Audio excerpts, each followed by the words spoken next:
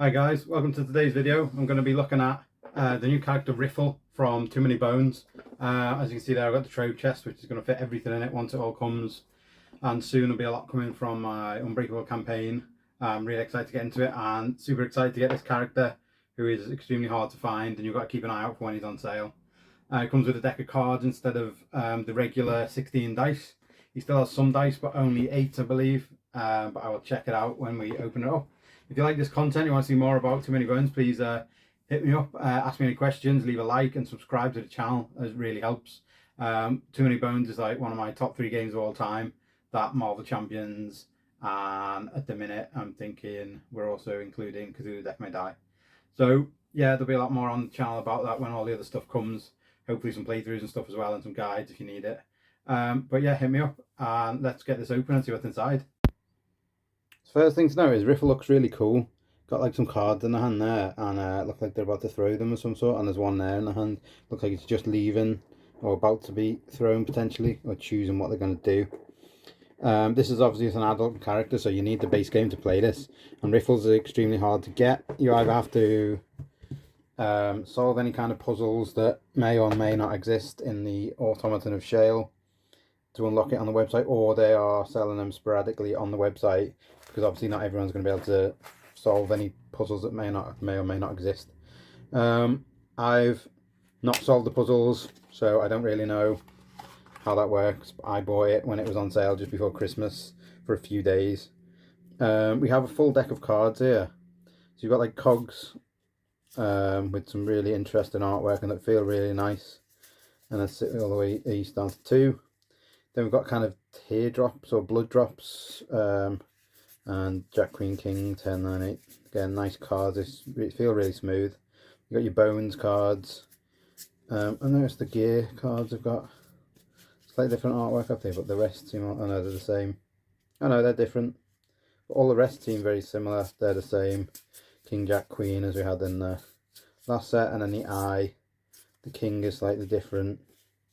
Again, the king in this one is like that, and the king in this one. So they're all slightly mixed, but they look very similar in places.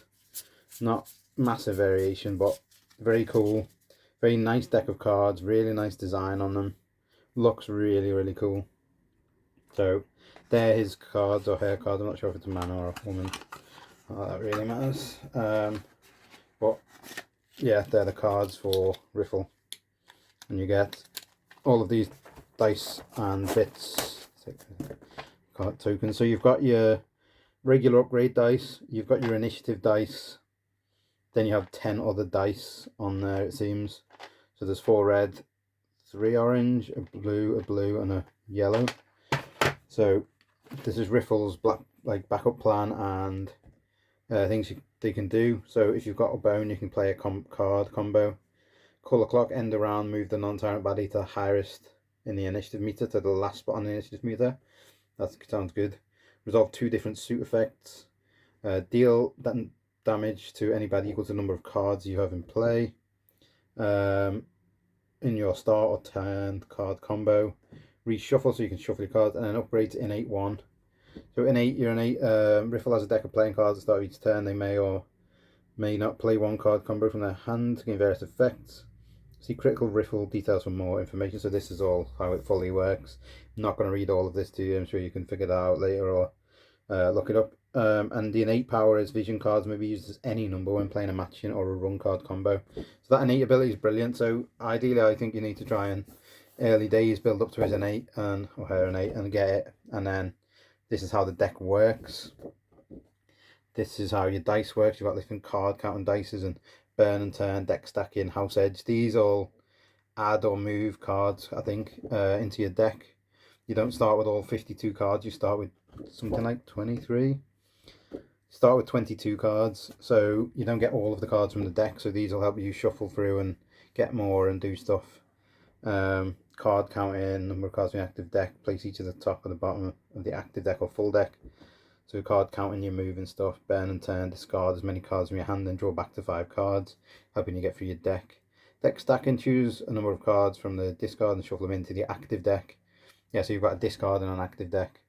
So it's all about doing that. And then you've got a list of your card combos here, what you can do with your kind of like poker hands. So singles, just any one card, suited, 2 cards the same suit, matching, 2 cards of the same number, run, 2 cards of consecutive numbers, and this is what they do. What a full house does, what 4 of a kind does, and then what a straight flush does. Obviously straight flushes are going to be hard to get. So with the gears you get 5 true damage to anyone. And the vitality, each gearlock may heal up to their full HP.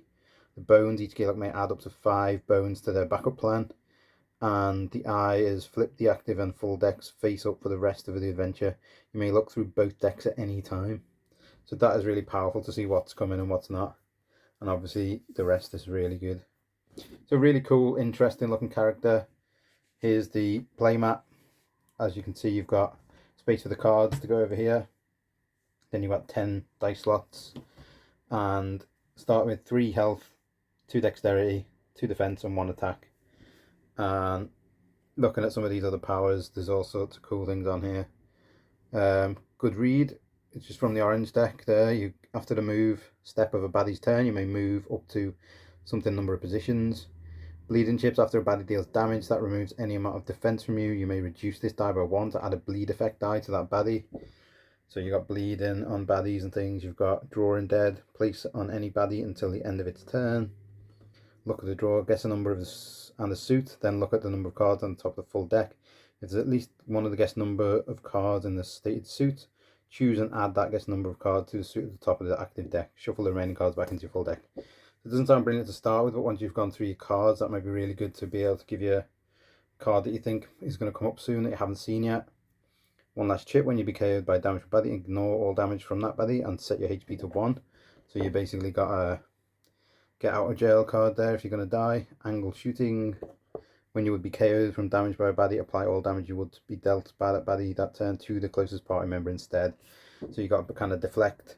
Dead hand, when you would be KO'd by damage from a baddie, apply all damage you would be dealt by that baddie that turn to the baddie instead. So that seems really good. That's on this blue dice here at the end.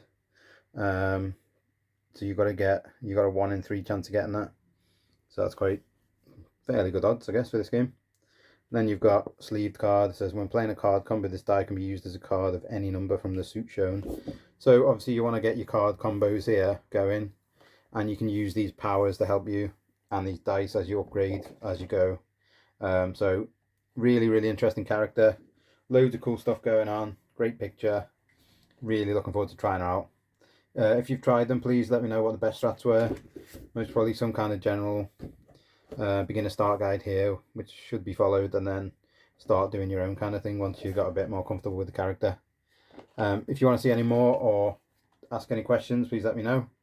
I'm going to finish this video and I'll see you on the next one.